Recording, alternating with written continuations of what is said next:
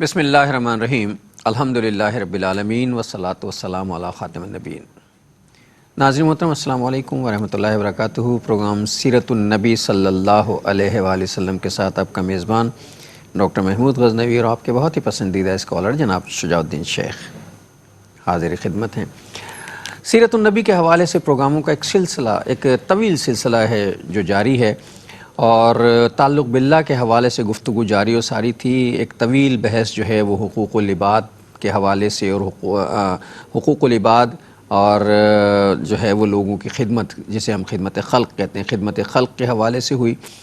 اور پچھلا پروگرام جو آپ نے ملاحظہ فرمایا وہ تعلق باللہ قائم کرنے کے حوالے سے جو اگلا مرحلہ ہے وہ ہے وعظ و نصیحت کا۔ اس پر گفتگو ہوئی تھی۔ شجاع صاحب سے ابھی ہم ریکیپ لیتے ہیں۔ میرا گمان ہے کہ شاید یہ بات ہوئی تھی کہ قرآن نے خود اپنے لیے بھی جو ہے وہ واس کا لفظ استعمال کیا ہے، اور اللہ تعالیٰ جو ہے قرآن کو مسلمانوں کے لیے، بلکہ انسانیت کے لیے، مسلمانوں کے لیے انسانیت کے لیے نصیحت قرار دیتا ہے۔ تو واعظ و نصیحت کی بڑی اہمیت ہے زندگی میں، اور اللہ سے تعلق رکھنے کا یہ ایک بہت بڑا ذریعہ اور وسیلہ بھی ہے۔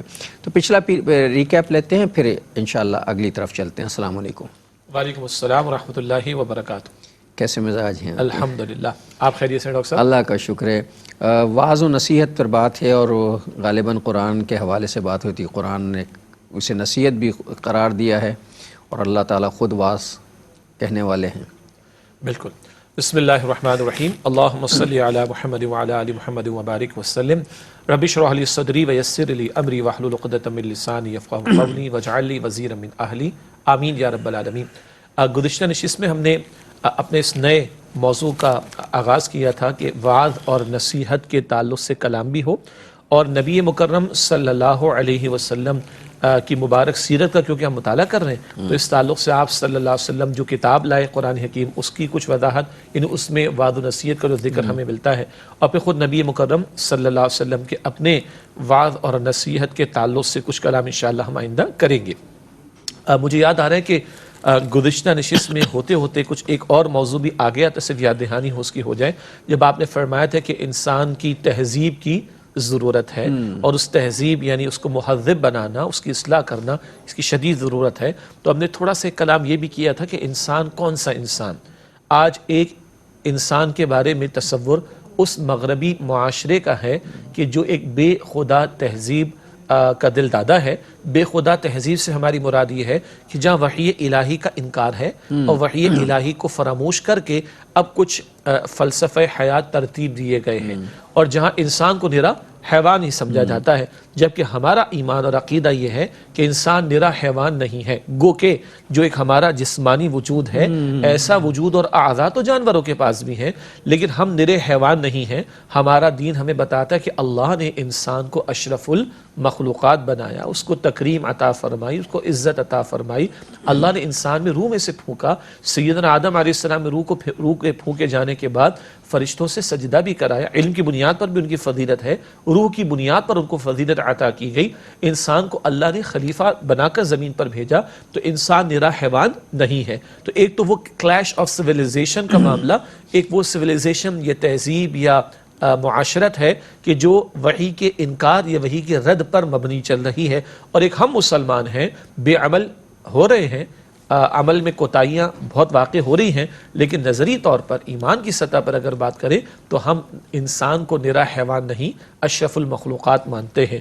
اور جب یہ کانسیپٹ کلیئر ہوگا تو پھر اب اس انسان کی تہذیب، اس کے لیے تقویٰ کی ضرورت ہے، اس کے لیے خوف خدا کی ضرورت ہے، اس کے لیے فکر آخرت کی ضرورت ہے۔ تو یہ موضوع پھر ہمارا آگے بڑھے گا۔ تو ایک تو یہ نقطہ پچھلی مرتبہ تھوڑی وضاحت کے ساتھ گفتگو میں آیا تھا۔ پھر ہم نے اپنے اس موضوع پر جو کلام کیا تھا، تو وعظ ایسے لفظ کو کہتے ہیں جو دل کو نرم کر دے۔ وعظ ایسے لفظ کو کہتے ہیں جو دل کو نرم کر دے، اور نصیحت ہم اردو میں ایک لفظ استعمال کرتے ہیں نصح و خیر خواہی۔ تو نصیحت اصل میں ایک ایسی بات ہے کسی سے کہی جانے والی جو اس کی خیر خواہی اور اس سے ہمدردی رکھتے ہوئے اس جذبے کے ساتھ کہی جائے۔ واعظ وہ بات جو دل کو نرم کر دے، اور نصیحت وہ بات جو کسی کی اصلاح کی خاطر ہمدردی کے جذبے کے ساتھ کہی جائے۔ پھر ہم نے جو کلام کیا تھا مختصراً وہ یہ تھا کہ خود اللہ تعالیٰ نے قرآن کریم کے لیے موعظہ کا لفظ استعمال کیا۔ سورہ یونس آیت نمبر 57 میں قد جاءتکم موعظۃ من ربکم، اے انسانوں، بجا آپ نے فرمایا انٹرو میں کہ قرآن صرف متقین، صرف ایمان والوں کے لیے نہیں، تمام انسانوں کے لیے واعظ ہے۔ تو یہ اللہ کا کلام ہے تمام انسانیت کے نام۔ اسی طرح قرآن حکیم کو بھی موعظہ ایک اور مقام پر کہا کہ وَمَوْعِظَةٌ لِلْمُتَّقِينَ، یہ موعظہ ہے متقین کے لیے بھی۔ جو ابھی ماننے والے نہیں ہیں ان کو بھی رہنمائی دیتا ہے کہ مانو، اور جو مان لے ایمان والوں کے زمرے میں داخل ہو جائے ان کو اور رہنمائی عطا کرتا ہے۔ تو ساری انسانیت کے لیے بھی یہ واعظ ہے اور یہ ماننے والوں کے لیے بھی رہنمائی کا سامان کرتا ہے۔ تو واعظ کا مفہوم، نصیحت کا مفہوم، قرآن کریم کے کچھ تعلق سے یہ کلام پچھلی نشست میں اتنا مجھے یاد آ رہا ہے کہ ہم نے بات کی تھی۔ وموعظۃ للمتقین، تقوی والوں کے لیے، ایمان والوں کے لیے، متقی لوگوں کے لیے، پرہیزگاروں کے لیے ایک واعظ ہے، یہ اللہ کی طرف سے۔ اور جیسا کہ شجاع صاحب نے، مجھے تو یاد بھی نہیں تھا کہ پچھلے پروگرام میں یہ بحث چھڑی تھی، میں نے کہا، مجھے یاد آیا کچھ کہ میں نے کہا تھا کہ انسان حیوان ناطق ہو، پھر وہ حیوان کہنے پر ایک بات ہو گئی تھی، تو شجاع صاحب نے اس کی وضاحت کی، حیوان سے مراد ہر وہ جاندار جسے اللہ تعالیٰ نے جس میں روح پھونکی ہے، جسے جان ڈالی ہے، وہ حیوان ہے۔ پھر ایک ہم نے خط تمیزی، خط فارق و فاصل جو حیوان اور انسان کو الگ الگ کر چکے، جیسے شجاع صاحب نے ابھی فرمایا، حوائش ضروریہ کے اعتبار سے تو انسانوں اور حیوانوں کی ضرورتیں قدرے مشترک ہیں۔ کھانے کو چاہیے، کھانے کو چاہیے، پہننے کو چاہیے، نیند مجھے بھی آتی ہے، سونے کا وہ بھی محتاج ہے، آرام مجھے بھی چاہیے، بے آرامی سے اسے بھی تکلیف ہوتی ہے،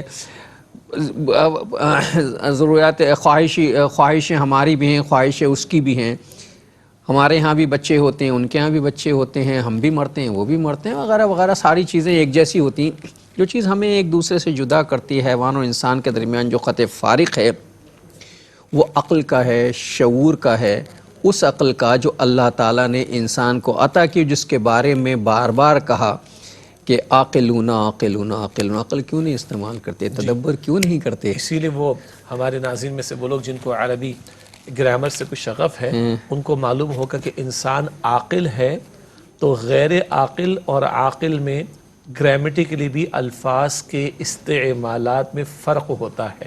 تو انسان اور حیوان کو ممتاز کرنے والی ایک شے یہ بھی ہے کہ اللہ نے انسان کو عقل بھی عطا فرمائی ہے۔ آپ کی پچھلی گفتگو میں سے ایک جملے پر میں چاہتا ہوں کہ ذرا سا توجہ کا معاملہ ہو جائے۔ حاجات ضروریہ، ہماری بنیادی حاجات، جس کو انگریزی میں اینیمل انسٹنکٹس بھی کہتے ہیں، وہ تو مشترک ہیں۔ کھانے کا معاملہ، پینے کا معاملہ، اسی طرح سردی وغیرہ، گرمی وغیرہ کو محسوس کرنے کا معاملہ۔ البتہ ایک بڑا اہم فرق اور بھی ہے، انسانوں میں اور جانوروں میں فرق کر دینے والی ایک شے وہ لباس بھی ہے۔ اور لباس انسان استعمال کرتا ہے، جانور استعمال نہیں کرتا۔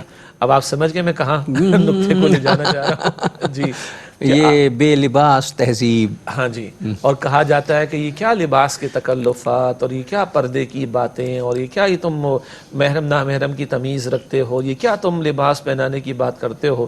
تو خوبصورت کسی نے تبصرہ کیا کہ ہماری اور ان کی تہذیب میں فرق یہ ہے، وہ تہذیب لباس کا ختم کرنے کی بات کرتی ہے، ہماری روایات اور ہماری تہذیب اور ہماری اقدار لباس کے اہتمام کی بات کرتی ہیں۔ کوئی کہتا ہے جناب یہ تو ایڈوانسمنٹ ہے، یہ تو ایڈوانسمنٹ ہے، یہ لباس کا کیا تکلف زیادہ کرنا، یہ سر کو ڈھانپنا، چہرے کو ڈھانپنا، عورتوں کے لباس کی بات ہوتی ہے، مردوں کے بھی لباس کی بات ہوتی ہے۔ شریعت نے ستر کے احکامات دیے، حجاب کے احکامات دیے، لباس کی تفصیلی تعلیمات عطا کی گئی اینڈ سو آن۔ تو لوگ کہتے ہیں یہ تو کیا تکلفات کا معاملہ، یہ خواہ مخواہ آپ لوگ ایکسٹریمسٹ ہو جاتے ہیں اور آپ لوگ جو ہے وہ شدت پسند ہو جاتے ہیں، یہ تو ایڈوانسمنٹ کا دور ہے۔ او بابا، اگر آپ کے نزدیک جو یہ دعویٰ کرتے ہیں لباس کا کم ہونا یہ ایڈوانسمنٹ کی علامت ہے، تو جانور زیادہ ایڈوانسڈ ہیں۔ جانور جو ہے وہ زیادہ ایڈوانسڈ ہیں کہ وہ لباس کا تکلف بالکل نہیں کرتے اور وہ لباس بالکل بھی استعمال نہیں کرتے۔ تو یاد رہے انسان اور حیوانات میں ایک بہت بنیادی فرق کیا ہے کہ انسان لباس پہنتا ہے، انسان لباس اختیار کرتا ہے، اور اللہ کی شریعت لباس اختیار کرنے کی تعلیم دیتی ہے۔ وہ حیوانات ہوتے ہیں جو لباس کے تکلفات میں نہیں پڑتے۔ اب اگر کوئی انسان کو جو کہ اشرف المخلوقات ہے حیوان بنانے پر تلا ہوا ہے تو یہ تعلیم اس کو مبارک ہو۔ ہمارا دین تو لباس کا اہتمام کرنے کی تعلیم عطا کرتا ہے۔ مجھے شجاع صاحب کی گفتگو کے دوران جو ہے وہ ایک لطیفہ یاد آیا۔ کسی بچے نے پڑھتے ہوئے اپنے باپ سے جا کے پوچھا کہ بابا انسان کیسے پیدا ہوا اور انسان کی تاریخ کیا ہے؟ اور باپ بھی جو ہے ماڈرن زمانے کو جلدی سے گوگل سرچ کیا اور سرچ کر کے کہنے لگے کہ انسان جو ہے وہ ایسے پہلے اس کی دم تھی، پہلے وہ بندر تھا، بندر سے پھر اس کی دم ختم ہونا شروع ہوئی، ارتقاء کرتے کرتے کرتے انسان بن گیا۔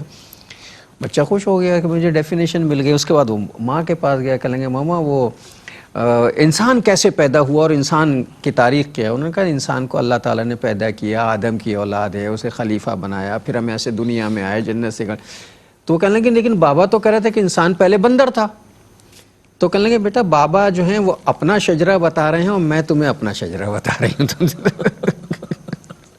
تو مسئلہ یہ ہے کہ یہ جو ہمارے ہاں ایک صورتحال پیدا ہوئی ہے، تعلیم ایک اور چیز بھی کہ کہتے ہیں جو تعلیم بہت ہے، علم بہت ہے، لائبریریاں بہت ہے۔ علم تو صرف علم نافع ہی ہوتا ہے، علم کے ڈھیر لگانے سے علم تو نہیں ملتا۔ اب جو ہم کہتے ہیں لائبریریاں بھری پڑی ہیں، تو ہمیں بالکل لائبریریاں بھری ہوئی، لیکن لائبریری میں آدھے سے زیادہ مواد تو وہ ہے جو لوگوں کو بھٹکانے والا ہے۔ تو ہر کتاب پڑھنے کے قابل یا ہضم کرنے کے قابل تو نہیں ہوتی نا۔ کچھ چیزیں جو خدا بیزاری بھی پیدا کرتی ہیں، کچھ چیزیں جو ہیں وہ ذہن ڈارون کی تھیوریاں بھی بھری پڑی ہیں۔ تو مسئلہ یہ کہ عقل سلیم اللہ تعالیٰ نے انسان کو دی ہے تو اس کا فائدہ بھی اسے پہنچے گا تو وہ انسان بنے گا، ورنہ تو پھر وہ تعلیم یافتہ بن جائے گا، تہذیب یافتہ نہیں بنے گا۔ بالکل صحیح۔ اسی لیے پہلی وحی میں کیا کنڈیشن لگائی گئی؟ اقرا بسم ربک الذی خلق، پڑھیے اپنے رب کے نام سے جس نے پیدا فرمایا۔ آج علم کے ڈھیر لگے ہوئے ہیں اور کئی مرتبہ، سب لوگ نہیں، ایسا نہیں کہ سبھی ایسے ہو گئے، لیکن کئی مرتبہ ایتھیزم کو پروموٹ کرنے کی باتیں کی جا رہی ہیں۔ اب پہلی وحی کی پہلی آیت کو دیکھیں، پڑھنے کا بھی ذکر ہے، آپ لائبریریز بنائیں، کتابیں چھاپیں، اشاعت کریں، آپ فیکلٹیز ڈیفرنٹ کھولیں، کوئی مسئلہ نہیں ہے، مگر رب کے نام کے ساتھ پڑھو جس نے پیدا فرمایا۔ اپنی اوقات کو یاد رکھو کہ تم مخلوق ہو، تمہارا ایک خالق ہے، اس نے تمہارے لیے کوئی وے آف لائف بتایا ہے، وہ تمہارا رب ہے، وہ تمہاری ہر حاجت کو پورا کرنے والا ہے، تو پڑھو ضرور مگر رب کے نام کے ساتھ۔ آج رب کا نام اس کو دیس نکالا دے دیا گیا، تو پڑھے لکھے لوگوں میں، مجھے معاف کیجئے گا، آپ پاکستان کو اٹھا لیں، پاکستان سے باہر کسی اور ملک کو اٹھا لیں، دنیا کے، یہ باتیں پہلے بھی کر چکے ہیں، دنیا کے بڑے بڑے فراڈ جاہلوں نے نہیں کیے، انورٹڈ کاما پڑھے لکھے لوگوں نے کیے، تعلیم یافتہ لوگوں نے، میں انہیں پڑھا لکھا نہیں، تعلیم یافتہ، جی، قتل و غارت گری کرنے والے یا کرانے والے، پوری قوموں پر حملہ کرنے والے، پوری قوموں کو مٹانے والے، کبھی بلیکس کو کروڑوں کی تعداد میں مار کر دنیا کے اس وقت کے ایڈوانس کنٹریز کو آباد کرنے والے، وہ جاہل نہیں تھے، وہ آپ جو فرما رہے ہیں وہ تعلیم یافتہ لوگ ہیں۔ ناظرین محترم ایک وقفہ لیتے ہیں، پھر آ کے بات کریں گے۔ السلام علیکم ورحمۃ اللہ وبرکاتہ، ویلکم بیک ناظرین۔ وقفے کے بعد پروگرام سیرت النبی صلی اللہ علیہ وآلہ وسلم میں آپ کا خیر مقدم ہے۔ بات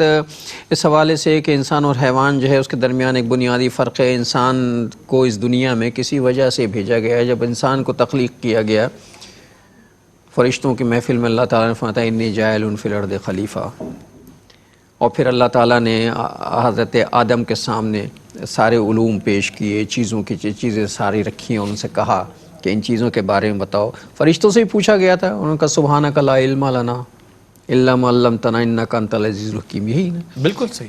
اور یہ جو اللہ نے مشاہدہ کرایا، مظاہرہ کرایا، ہمارے سمجھانے کے لیے، فرشتوں کو اللہ نے پیدا کیا، وہ اللہ کی مخلوق ہیں، لیکن اللہ تعالیٰ نے آدم کو اور انسان کو ایک عظمت اور شرف عطا کیا، اس کا پورا ایک مظاہرہ اللہ تعالیٰ نے کرایا کہ میں اپنا نمائندہ بھیج رہا ہوں زمین پر، اپنا خلیفہ بھیج رہا ہوں، اور اس کو ویل ایکیوپڈ کر کے بھیج رہا ہوں اور علم عطا کر کے بھیج رہا ہوں۔ لیکن نوٹ کیجئے کہ وہاں دو علوم کا ذکر ہے۔ یہ سورۃ البقرہ کا 4واں رکوع ہے۔ اس رکوع میں آیت نمبر 31 میں اللہ تعالیٰ فرماتا ہے وَعَلَّمَ آدَمَ الْأَسْمَاءَ كُلَّهَا، تمام چیزوں کے نام آدم علیہ السلام کو اللہ تعالیٰ فرماتا ہے کہ میں نے سکھا دیے۔ اور ابھی جو علوم کا ظہور ہوتا چلا جا رہا ہے، یہ ڈیفرنٹ فیلڈز کے اندر فیکلٹیز اور ڈیفرنٹ برانچز آف نالج ہم انوینٹ کرتے، ہم جو ہے وہ تلاش کرتے چلے جا رہے ہیں، یہ وہ سارے علوم ہیں جو پوٹینشلی پرائمریلی بنیادی طور پر آدم علیہ السلام کو سکھا دیے گئے تھے۔ اس کو اگر آج ہم ترجمہ کریں ایک ہم علم جدید بھی کہتے ہیں، ایک ہم عصری علم بھی کہتے ہیں، عصری علوم بھی کہتے ہیں، ایک ہم فزیکل سائنسز کا علم بھی کہتے ہیں. یہ بھی انسان کے لیے ضروری ہے، کوئی شک نہیں. خلافت زمین پر قائم ہونی ہے تو زمین یہ کیا ہے؟ علوم فرض کفایہ ہیں. ہاں زمین کیا ہے؟ زمین کے وسائل کا علم ہونا، مسائل کا علم ہونا، وسائل کو دریافت کرنا، یہ بھی ضروری ہے. تو وجہ فرمایا کہ جیولوجی یہ بھی پڑھنا فرض چاہیے. کفایہ کے درجے میں. عجیب بات ہے، پہلے بھی شاید کبھی ذکر آیا ہوگا، امام غزالی فرماتے رحمۃ اللہ علیہ، یہ جو حجامت کا علم ہے نا، یہ بھی حاصل کرنا فرض کفایہ ہے. مسلمان اس میں بھی دوسروں کے محتاج نہ ہو جائے. بالکل صحیح بات ہے. البتہ عرض کرنا چاہ رہا تھا، یہ علم الاسماء، چیزوں کا علم، اشیاء کا علم، وسائل کا علم ہے، یہ بھی آدم علیہ السلام کو عطا ہوا. اسی رکوع میں البقرہ کی آیت نمبر 38 میں آگے چل کر اللہ فرماتا ہے فَإِمَّا يَأْتِيَنَّكُم مِّنِّي هُدًى فَمَن تَبِعَ هُدَايَ فَلَا خَوْفٌ عَلَيْهِمْ وَلَا هُمْ يَحْزَنُونَ. اب جب تمہارے پاس میری طرف سے ہدایت پہنچے گی، علم وحی، علم ہدایت، جب تمہارے پاس میری طرف سے ہدایت پہنچے گی، جو میری ہدایت کی پیروی کریں گے، ایسے لوگوں کو نہ کوئی خوف ہوگا اور نہ وہ غمگین ہوں گے. تو علم الاسماء، فزیکل سائنسز کا علم بھی ضروری ہے، اور علم الہدایت یہ بھی ضروری ہے. علم الوحی، ریویل نالج، یہ دونوں ہوں، اور علم اسماء، علم وحی کے تابع رہے. یہ پہلے پیغمبر کو بھی اللہ نے رہنمائی دی، اور یہ آخری پیغمبر محمد مصطفیٰ صلی اللہ علیہ وسلم کو بھی اللہ تعالیٰ نے عطا فرمائی رہنمائی. اقرا بسم ربک، پڑھیے مگر اپنے رب کے نام سے. یہ جڑ جائے تو سبحان اللہ، نور علی نور والی بات ہوگی. ایک مغربی فلاسفر کہتا ہے، ہم نے سمندر کی تہہ میں جا کے مچھلیوں کی طرح تیرنا سیکھ لیا، ہم نے آبدوزیں، سب میریز، نہ جانے کیا کچھ بنا لی. ماشاءاللہ پاکستان کے پاس بھی اویلیبل ہے الحمدللہ. ہم نے ہواؤں میں اڑنا سیکھ لیا پرندوں کی طرح، سمندر کی تہہ میں مچھلیوں کی طرح تیرنا سیکھ لیا، آبدوزیں بنا لی، سب میریز بنا لی، اور ہوا نے فضا میں جا کر ہم نے اڑنا سیکھ لیا پرندوں کی طرح. ہم نے بڑے بڑے جہاز کے، اب ہم بڑی بڑی شٹل بنا کے نہ جانے چاند اور مارس کہاں کہاں اترنا چاہ رہے ہیں. وہ کہتے ہیں نیچے تیرنا بھی سیکھ لیا مچھلیوں کی طرح، اوپر اڑنا بھی سیکھ لیا پرندوں کی طرح، لیکن زمین پر انسان بن کر کیسے رہیں یہ ہم نہیں سیکھ سکے. تو ہمارا موضوع جو چل رہا ہے وہ یہی ہے، اس انسان کی تہذیب، اس انسان کا مہذب بنانا، یہ انسان واقعتاً انسان بن جائے، بندہ بن جائے. اس کے لیے اللہ تعالیٰ نے علم ہدایت کا سلسلہ شروع کیا، علم وحی کا سلسلہ شروع کیا. سیدنا آدم علیہ السلام، خوبصورت بات، پہلے انسان، وہ پہلے خلیفہ بھی ہیں اور پہلے نبی بھی ہیں. انسانیت کی تاریخ جتنی پرانی، خلافت کی تاریخ اتنی پرانی، نبوت کی تاریخ بھی اتنی پرانی، تا آ کے وحی کا یہ سلسلہ مکمل ہوا نبی مکرم صلی اللہ علیہ وآلہ وسلم پر. اب انسان واقعتاً انسان مطلوب بنے گا جب اس وحی کے تابع اپنے آپ کو کرتا چلا جائے. یہ ایک گفتگو واعظ و نصیحت کا، اب یہ جو گفتگو ہو رہی ہے یہ بھی واعظ و نصیحت ہی ہے ساری. یہ واعظ بھی ہے اور نصیحت بھی ہے، اور ہم قرآن حدیث کے درمیان ہیں، آگے نہیں گئے ابھی. اللہ تعالیٰ نے قرآن حکیم میں انسان کے بارے میں جو اعزازات عطا فرمائے انسان کو، کیونکہ بیشتر مخلوق کو، میں نے پچھلے ایک شاید کسی پروگرام میں کہا تھا، بیشتر مخلوق جتنی پیدا کی ہے اسے کسی نہ کسی حوالے سے، یہ درخت بھی تسبیح کرتے ہیں، یہ پہاڑ بھی تسبیح کرتے ہیں، سمندر کی مچھلیاں بھی تسبیح کرتی ہیں، اڑتے ہوئے پرندے بھی تسبیح کرتے ہیں، سب بولتے ہیں، سب کی اپنی اپنی زبان ہے. لیکن اللہ تعالیٰ نے انسان کو جو نعمت عطا فرمایا اس کے بارے میں کہا وَعَلَّمَهُ الْبَيَانَ، ہم نے تمہیں بولنا سکھایا ہے، اور پھر بولنے کا سلیقہ بھی سکھا. وَقُولُوا لِلنَّاسِ حُسْنًا، ہے نا، کہ جب بات کرو تو احسن طریقے سے بات کرو. بلکہ آپ کی بات کو مزید آگے بڑھاتے ہوئے، جو آپ نے پچھلے پروگرام میں حیوان ناطق بھی کہا تھا، وہ اسی والا نطق والا، نطق کہتے ہیں بولنے کو، لفظ وہ بامانی بولنے کو نطق کہا جاتا ہے. آوازیں تو جانور نکال لیتا ہے، لیکن بامانی، بامفہوم بات کہنا یہ نطق ہے. اور انسان کو یہ شے بقیہ حیوانات سے جدا کرتی ہے، ممتاز کرتی ہے. اس کو اس لیے حیوان ناطق بھی کہا، بولتا ہوا حیوان. اور یہ جو آپ نے بیان فرمایا سورہ رحمان کی جو آیت ہے، میں چاہتا ہوں ایک نقطہ اس پہ تھوڑا سا ہم سب کی، وہی واعظ و نصیحت کی بات ہے. ہمارے استاد ڈاکٹر اسرار احمد صاحب رحمۃ اللہ علیہ نے بھی اور اہل علم نے بھی سورہ رحمان کی پہلی 4 آیات پر بہت خوبصورت کلام کیا. تو ڈاکٹر صاحب فرماتے ہیں دیکھو بھائی، ان 4 آیات میں اللہ نے 4 ٹاپ کی چیزیں بیان کی ہیں، بلندی کی باتیں بیان کی، اعلیٰ ترین باتیں بیان کی. کیا مطلب؟ الرحمن، اللہ تعالیٰ کا بہت ہی پیارا صفاتی نام. ساری صفات اللہ کی، سارے نام اللہ کے اچھے، لیکن ہم لوگوں کو سب سے زیادہ اللہ تعالیٰ کی جس صفت کی ضرورت ہے وہ صفت رحمت. تو ٹاپ کی صفت ہمارے لیے وہ رحمان. علم القرآن، اللہ نے انسان کو قرآن سکھایا، حالانکہ مچھلی کو تیرنے کا فن بھی اللہ نے سکھایا، اور بکری کے بچے کو اس کی ماں کے تھن سے دودھ لینے کا فن بھی اللہ نے سکھایا، سارے علوم اللہ نے سکھائے، لیکن سارے علوم میں ٹاپ کا علم علم القرآن، قرآن کا علم ہے۔ خلق الانسان، اللہ نے انسان کو بنایا، ساری مخلوقات اللہ نے بنائی، جنات ہوں، فرشتے ہوں، چرند ہوں، پرند ہوں، نباتات ہوں، جمادات، سب کو اللہ نے بنایا، لیکن اللہ کی تخلیق کا شاہکار حضرت انسان، سبحان اللہ۔ علمہ البیان، اسے بیان کی صلاحیت عطا فرمائی، دیکھنے کی بھی اللہ نے دی ہے، سننے کی بھی اللہ نے دی ہے، سوچنے کی بھی اللہ نے دی ہے، سونگنے کی بھی اللہ نے دی ہے، مگر وہ صلاحیت جو اس کو ممتاز بھی کرتی ہے اور جس سے انسان جانا پہچانا جاتا ہے، اور جو بہترین صلاحیت ہے، اسی صلاحیت کے لوگ کروڑوں روپے بھی کما لیتے ہیں، کبھی فیس کے طور پر، کبھی کسی اور انداز سے، تو اس کو بیان کی صلاحیت عطا فرمائی۔ تو انسان کی صلاحیتوں میں سے بہترین صلاحیت قوت بیان ہے۔ اس کا حاصل کیا ہے؟ وہ اللہ جو رحمان ہے، جس نے اپنی رحمانیت کے طفیل بہترین مخلوق یعنی انسان کو بہترین علم یعنی قرآن کریم سکھایا، اسے چاہیے کہ اپنی بہترین صلاحیتوں کو قرآن کریم کے سیکھنے سکھانے کے لیے استعمال کریں۔ یہ ہے واضح و نصیحت، جو ایک چھوٹا سا جملہ، ایک چھوٹا سا ہے نا، علمہ البیان، ہم نے تمہیں بولنا سکھایا ہے، تو بولنا سکھا بھی۔ شجاع صاحب نے گفتگو کے دوران جو ہے ایک جملہ، پچھلے وقفے سے پہلے جو ہے ان کے گفتگو میں ایک جملہ آیا تھا، اس وقت مجھے کلک کیا تھا اس نے، کہ اللہ تعالیٰ نے انسان کو ویل ایکیوپڈ کر کے بھیجا ہے، یعنی ہر طرح سے مرصع مسجع سجا کر، ہر چیز سے، ہم کہتے ہیں نا کہ بائی ڈیفالٹ ہمارے اندر کچھ صلاحیتیں رکھی گئی ہیں۔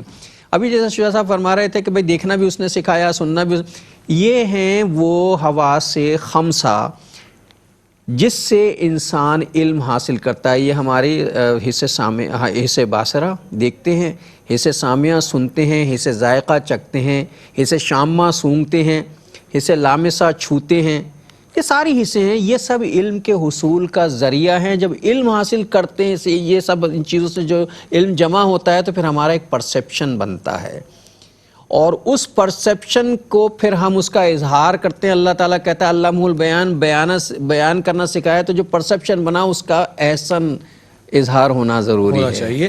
اور یہ جو 4 آیات کا حاصل بنا، اسی کی ترجمانی حدیث رسول صلی اللہ علیہ وسلم، جو اکثر ہمارے، مجھے امید ہے ناظرین کو بھی یاد ہوگی، خیرکم من تعلم القرآن وعلمہ، بخاری شریف کی حدیث ہے، تم میں سے بہترین وہ ہیں جو قرآن کریم سیکھے اور قرآن حکیم دوسروں کو سکھائیں۔ میں پھر اور ایک بات کو آگے بڑھاؤں، ڈاکٹر اسرار صاحب ہمارے استاد مثال دیتے تھے، بھائی تمہارے ہاتھ میں توپ ہو اور تم مکھی مارو تو کتنی بے وقوفی کی بات ہے۔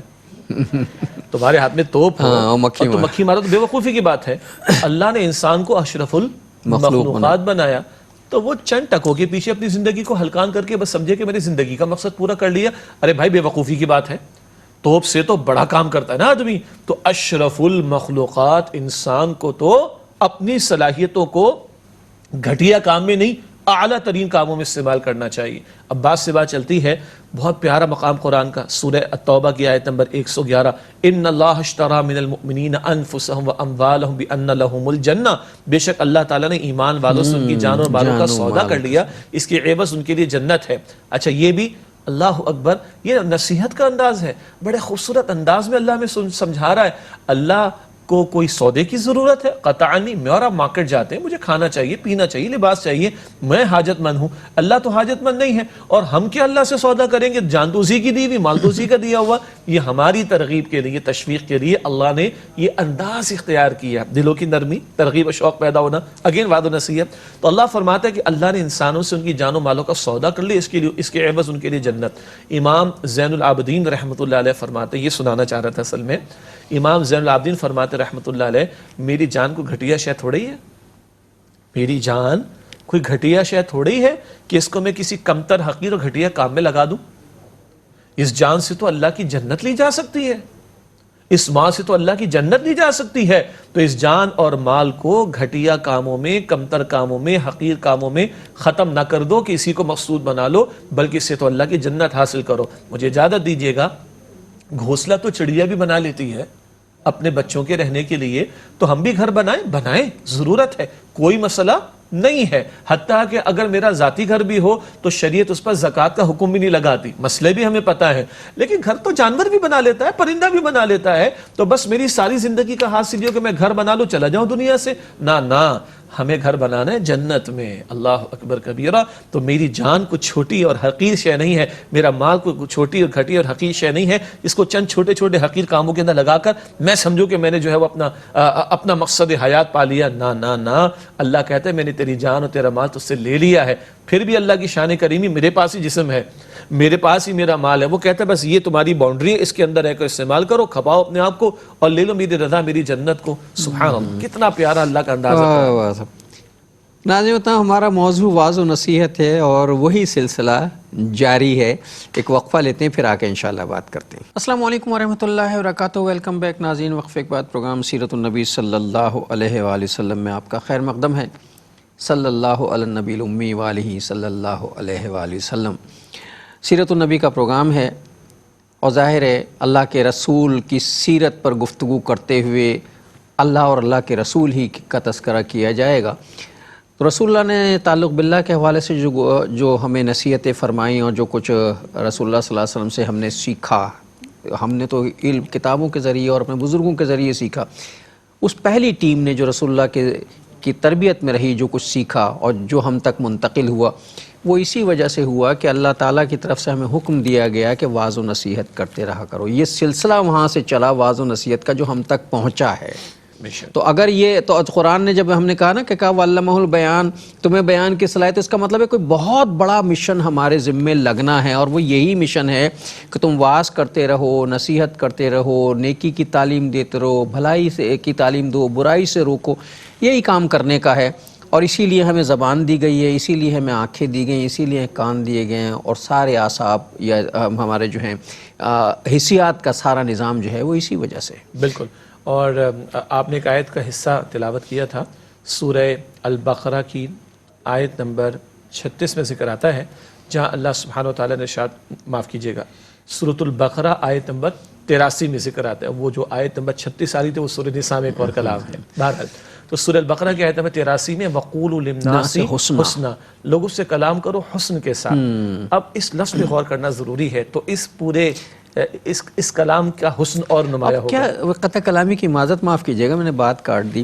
وہ کس قدر قرآن پہ ہم کبھی توجہ نہیں دیتے. قرآن نے کہا بولنا ہم نے سکھایا, قلم سے علم تمہیں دیا. یعنی جتنے یہ ابلاغ کے کمیونیکیشن کے تو طریقے ہیں, بولنا ہم نے سکھایا, قلم سے علم تمہیں دیا, اور تم احسن طریقے سے بات کیا کرو. یعنی بولنے کا سلیقہ بھی ہم نے تمہیں سکھایا, بولنے کے آداب بھی ہم نے تمہیں سکھایا. ہر چیز تو ہمیں سکھا دی. بالکل. تو ہر چیز تو ہمیں قرآن سے مل رہی ہے, ہم اس نصیحت کی کتاب کی طرف جاتے نہیں. جی. تو یعنی کمیونیکیشن پر تو بہرحال آپ کی اپنی فیلڈ رہی ہے اور ہے ماشاءاللہ, اس پر بھی ہم کلام کریں گے آگے بھی انشاءاللہ تعالی.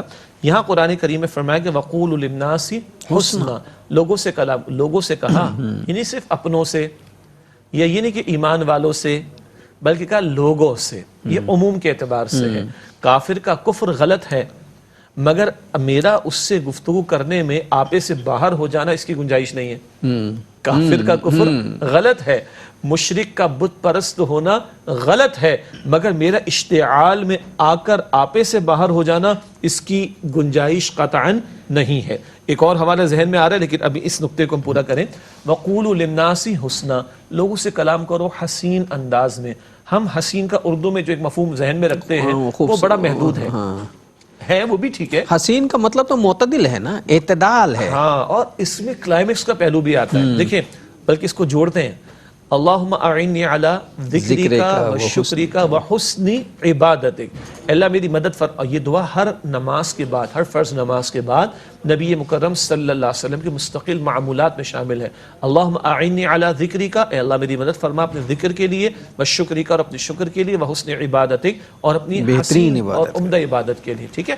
اچھا, اسی طرح احسان کیا ہے؟ حسن سے مراد کیا ہے؟ میرا طرز عمل ہو, میرے باطن میں جذبات ہوں, میرا کلام کا انداز ہو, میرا کچھ کرنے کا رویہ ہو. سبحان اللہ. اللہ کے رسول علیہ الصلوۃ والسلام نے فرمایا کہ جب تم بکری کو ذبح کرو فَأَحْسِنُوا الذِّبْحَ, حسین انداز سے ذبح کرو. کیا مطلب ہے اس کا؟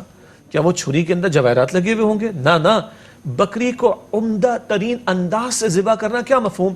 مفہوم یہ ہے کہ کھلا پلا کر ذبح کرنا، مفہوم یہ ہے کہ کسی تڑپتے جانور کے سامنے ذبح نہ کرو، مفہوم یہ کہ چھری کی دھار تیز ہونی چاہیے، مفہوم یہ کہ جب ہاتھ پھیرو تو تمہارا ہاتھ مضبوط ہونا چاہیے، مفہوم یہ کہ جب اس کو تم نے ذبح کر دے تو اس کا خون بہہ جانے دو، جانور ٹھنڈا ہو جائے پھر اس کی کھال کو اتارو۔ اتنا پیارا دین ہے، یعنی اسے مرنے کی تکلیف جتنی کم ہو کر سکتے ہو کر دو۔ ہاں جی، اور پکی بات اور سچی بات یہ ہے کہ جو ذبیحے کا طریقہ قرآن حکیم نے شریعت نے بتایا ہے اس میں جانور کو تکلیف نہ ہونے کے برابر ہوتی ہے، اور جو وہ مشینری قسم مشینیں استعمال کی جاتی ہیں اس کے اندر جانور کو تو تڑپا کر جو ہے ہلاک کیا جا رہا ہوتا ہے۔ زندہ جانور کی کھال ادار لیتے ہیں، یہ تو اپنی جگہ ٹھیک۔ اب آپ غور فرمائیں، وہ بکری جس کا گوشت استعمال کرنا ہے، استعمال کر کے کچھ میرے جسم کا حصہ بنے گا، کچھ ویسٹیج میں چلا جائے گا نا، اس بکری کو ذبح کر رہے ہو، جانور ہے، تو حسن کا خیال رکھنا، یہ ہمارے دین کی اتنی پیاری تعلیم۔ اور سنیں اس حدیث میں کیا ہے، جب تم کسی کو قتل کرو فَأَحْسِنُ الْقَتْلَ، تو حسن کے ساتھ قتل کرو۔ کیا مطلب ہے اس کا؟ کسی کو اگر پھانسی بھی دینی ہے یا اس کی بلکہ صحیح تر باتوں گردن اڑانی ہے، بعض جگہ سزائے ہیں نا شریعت نے، قاتل کو قصاص میں قتل کیا جائے گا، تو دجال اس کا ہاتھ بھی مضبوط ہو، تلوار کی دھار بھی مضبوط ہو، تاکہ وہ جو قتل کیا جا رہا ہے اس کو تکلیف کم سے کم ہو۔ قاتل کسی رحم کا مستحق تو نہیں ہے، مگر اتنا اس کا بھی اکرام کیا جا رہا ہے، سزا تو ہوگی لیکن تکلیف اس کی قتل کیے جانے میں کم سے کم ہو۔ قتال فی سبیل اللہ ہم نے بہت تفصیل سے بات کی، رہنمائی موجود ہے، عورتوں کو قتل نہ کرو، بچوں کو قتل نہ کرو، جانوروں کو قتل نہ کرو، فصلوں کو نہ کاٹو، بوڑھوں کو قتل نہ کرو، اپنی عبادت گاہ میں کو راہب عبادت میں مصروف اس کو چھوڑ دو۔ ہاں تو بچہ کو جو لڑنے کو تیار ہے معذرت کرے، معافی مانگے، چھوڑ دو۔ اب اگر قتل کرنے کو تیار ہے تو قتل کرو، لیکن لاش کا مثلا کرنا، لاش کی بے حرمتی کرنا، اس کے ٹکڑے ٹکڑے کرنا، اس کی لاش کی توہین کرنا، اس کی قطعاً اجازت نہیں دی گئی۔ یہ ہے اسلام، یہ ہے اسلام۔ بکری کے ساتھ حسن کا معاملہ، سبحان اللہ، قاتل کے ساتھ بھی حسن کا معاملہ، قتل کرنے میں، قتل تو کیا جائے گا، اس کو سزا دی جائے گی جب جرم ثابت ہو جائے، باقی تفصیلات اپنی جگہ۔ تو اللہ کے رسول علیہ السلام نے تو ان معاملات میں تک حسن سکھایا ہے، تو لفظ حسن میں کتنی خوبصورت بات آ گئی۔ قرض حسن ہم نے بات کی ہے نا، کیا ہوتا ہے قرض حسن؟ قرض تو وہ رقم جس کی ادائیگی لازمی ہوتی ہے، اللہ کی شان کریمی، تو اے بندے تو میری راہ میں خرچ کر، میں تجھے ضرور لوٹاؤں گا۔ اللہ اپنے ذمہ کرم پہ لے سکتا ہے کوئی شے، اللہ جو چاہے سو کرے، لیکن حسن کیا ہے؟ قرض حسن میں حسن کیا ہے؟ حسن نیت، اخلاص ہونا چاہیے، اور مال حلال کا ہونا چاہیے، اور اگر کسی مخلوق کو دے رہے ہو، بندوں پر خرچ کر رہے ہو، تو جتانے کا معاملہ، احسان جتانے کا معاملہ نہیں ہونا چاہیے، خرچ کرنے میں بھی حسن بتایا جا رہا ہے۔ اب آئیے موضوع کی طرف، وَقُولُوا لِلنَّاسِ حُسْنًا، لوگوں سے کلام کرو تو حسین انداز میں، ہاں ماں باپ کے ساتھ بات کرو، سبحان اللہ، اللہ کا کلام بتاتا ہے کہ اما یبلغن عندک الکبر احدہما او کلاہما فلا تقل لہما اف ولا تنہرہما وقل لہما قولا کریما واخفض لہما جناح الذل من الرحمہ وقل رب ارحمہما کما ربیانی صغیرا۔ میرے ذہن میں نکتے بالکل نہیں تھا، اللہ کی طرف سے دل میں بات آ رہی، جی اللہ کلام کرنا سکھا رہا ہے، ماں یا باپ ایک یا دونوں بوڑھے ہو جائیں، اور کیا سکھائے گا قرآن؟ اس سے زیادہ کیا سکھائے گا قرآن؟ ماں یا باپ ایک یا دونوں بڑھاپے کو پہنچ جائیں، اف بھی نہ کہنا۔ ہم اردو میں جسے اف کہتے ہیں نا، یہ عربی والا اف نہیں ہے، ہمارا اردو پہلے بھی ہم بات کر چکے ہوں گے، یہ کارنر ہے ٹیبل کا، جب میرا گھٹنا اس پہ لگتا ہے تو اف نکلتا ہے نا، یہ اردو کا اف ہے۔ عربی کا اف کیا ہے؟ کوئی ہلکا ترین پہلو بھی ناگواری کے اظہار کا نہیں ہونا چاہیے، کوئی ہلکا ترین پہلو بھی ناگواری کے اظہار کا نہیں ہونا چاہیے۔ تو اہل علم نے لکھا ہوں بھی نہ کہنا ماں باپ کے سامنے، بڑھاپے کو آج خاص طور پر جب بڑھاپے میں ضد کا رویہ آ جاتا ہے، بھول چوک کا معاملہ ہو جاتا ہے، عوارض کا معاملہ ہو جاتا ہے، اور پریشان ہوں بھی نہ کہنا، یہ پہلی ہدایت۔ تو فلا تقل لہما اف، نہ اف کہنا، کوئی ہلکا سا ناگواری کا اظہار بھی نہیں، ولا تنہرہما، نہ ان کو جھڑکنا، جوش جوانی میں آ کے جھڑکنا مت، وقل لہما قولا کریما، اور ان سے کلام کرنا نرمی کے ساتھ، عزت و تکریم کے ساتھ، اور وَاخْفِضْ لَهُمَا جَنَاحَ الذُّلِّ مِنَ الرَّحْمَةِ، اپنے کاندھوں کو انتہائی عاجزی کے ساتھ ان کے سامنے جھکا کر رکھنا۔ علماء نے لکھا جیسے ایک تابعدار غلام اپنے آقا کے سامنے کھڑا ہو تو بالکل کاندھوں کو عاجزی اور رحمت کا اظہار کرتے ہوئے جھکا کر کھڑے ہونا، اور اللہ کے کلام کی خوبصورتی دیکھیے، اتنا کر کے بھی تم نے کوئی احسان نہیں کرنا ان پہ کہ تمہارے دماغ میں یہ بات آ جائے کہ تم نے ان کا حق ادا کر دیا. وَقُلْ رَبِّ ارْحَمْهُمَا كَمَا رَبَّيَانِي صَغِيرًا، اور دعا کرنا اے میرے رب میرے ماں باپ پر رحم فرما اس طرح کہ جب میں چھوٹا تھا بڑی شفقت و رحمت کے ساتھ انہوں نے میری پرورش کی تھی. یہ میرا اور آپ کا رب ماں باپ کے تعلق سے کلام حسین کیا ہوگا، قول حسین کیا ہوگا، گفتگو کا عمدہ انداز کیا ہوگا، یہ سکھا رہا ہے. قرآن کی تعلیم ہم اصل میں میں بھی اس میں شامل ہوں، میں تو وہ اس پروگرام سے بہت کچھ سیکھتا ہوں، اور ظاہر ہے مجھے آپ سے گفتگو کرنے کے لیے نظر ڈالنی پڑتی ہے کچھ کتابوں پر، کچھ شجاع صاحب میں تو صرف تھوڑا سا مہمیز دیتا ہوں نا آگے، پھر شجاع صاحب جو ادھر سے گفتگو شروع کرتے ہیں اس سے مجھے بہت کچھ سیکھنے کا موقع ملتا ہے. قرآن کی طرف ہم جب نظر ڈالتے ہیں تو ہم تو حیرت زدہ، ہم نے ساری عمر عزیز گنوا دی اور قرآن کو سمجھا ہی نہیں. قرآن تو چھوٹی چھوٹی چیزیں بھی، ماں باپ سے بات کرنا سکھا رہا ہے، لوگوں سے گفتگو کرنا سکھا رہا ہے، بولنے کا سلیقہ سکھا رہا ہے. حسن اعتدال کا نام ہے، توازن کا نام ہے. اسلام دین اعتدال ہے، وہ افراط و تفریط سے محفوظ رکھتا ہے. کسی چیز میں اگر عبادتیں ہیں تو اس میں اتنا نہ بڑھ جاؤ کہ دنیا تج دو، دنیا میں اتنا نہ بڑھ جاؤ کہ آخرت تج دو. یہی ضرورت ہے، اعتدال بتاتا ہے. اور پھر دیکھیے ابھی تو یہ گفتگو ہوئی کہ سورہ البقرہ کی آیت نمبر 83 میں تو یہ تھا کہ لوگوں سے حسن کے ساتھ، عمدگی کے ساتھ کلام کرو. ابھی تو ماں باپ کا ذکر ہوا ہے، ابھی تو سلسلہ شروع ہوا ہے. بچے بھی ہوتے ہیں، پڑوس بھی ہوتا ہے، رشتہ دار بھی ہوتے ہیں، استاد بھی ہوتا ہے، صاحب علم بھی ہوتا ہے، بڑے بھی ہوتے ہیں، چھوٹے بھی ہوتے ہیں، اپنے بھی ہوتے ہیں، پرائے بھی ہوتے ہیں، مسلم بھی ہوتے ہیں، غیر مسلم بھی ہوتے ہیں. اگر کھولتے چلے جائیے تو حسن کیا ہوگا کلام کرتے ہوئے بار بار قرآن حکیم میں اور بار بار نبی اکرم صلی اللہ تعالی علیہ وسلم نے وضاحت عطا فرمائی ہے. ناظرین، یہ ایک طویل موضوع ہے، ظاہر واعظ و نصیحت کا موضوع ہے، اور میں اس طویل موضوع کو مختصر کرنا نہیں چاہتا. یہ جو میں اپنی بھی تربیت کرنا چاہتا ہوں. آج کے پروگرام کا چونکہ وقت ختم ہو رہا ہے تو میں شجاع صاحب سے درخواست کروں گا آج کی حدیث ہدیہ کر دیں. اسی سلسلے کو ہم اگلے پروگرام میں انشاءاللہ کنٹینیو کریں گے. نبی اکرم صلی اللہ علیہ وآلہ وسلم نے ارشاد فرمایا کہ جو ہمارے بڑوں کا ادب نہ کرے اور ہمارے چھوٹوں پر شفقت نہ کرے وہ ہم میں سے نہیں ہے. یہ حدیث مکمل ہوئی. اللہ ہمیں عمل کی توفیق عطا فرمائے. آمین یا رب العالمین. اور ناظرین محترم، اس کے ساتھ ہی ہمارے آج کے پروگرام کا وقت ختم ہو رہا ہے. اگلے پروگرام تک کے لیے جناب شجاع الدین شیخ اور اپنے میزبان ڈاکٹر محمود غزنوی کو اجازت دیجیے. اللہ نگہبان، والسلام علیکم ورحمۃ اللہ وبرکاتہ.